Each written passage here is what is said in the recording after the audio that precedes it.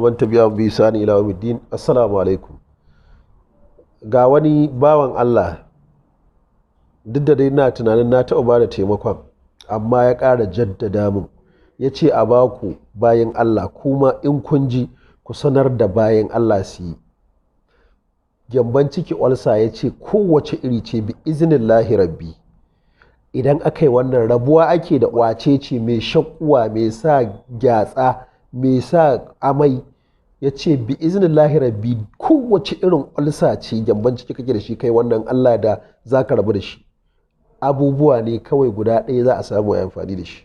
Ya ce a gaya muku, saƙo ya bani a taimaka ma al'umma, kai ma an ka ji ka taimaka ma wani. Plantain, zan sa hotonta in na duba in ina da ita. Plantain irin ayaban nan katuwa da ake gasawa, ita ya ce a samu ƙwara 4. Idan 'yan madaidaita ne, in ƙanana ne, in madaidaita ne a samu 5. Kuma ba za a samu nunannu ba, a'a wanda suka kore sharɗin nan, wanda ba su ƙosa ba, su za a samu. Idan aka same su sai a ɓara ɓawon, sai a yayyanka su, sai a samu galan kamar wannan 4 lita kenan, sai a zuba shi a ciki. Idan aka zuba wannan plantain ɗin a ciki, sai a cika shi da ruwa. Yau da nake muku magana Laraba, idan kai yau ya kwana yau Alhamis, Juma'a, sai ranar Asabar da safe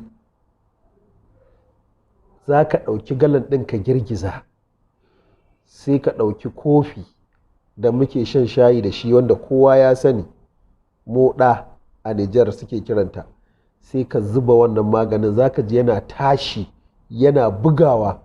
To ka yi haƙuri, magani ne.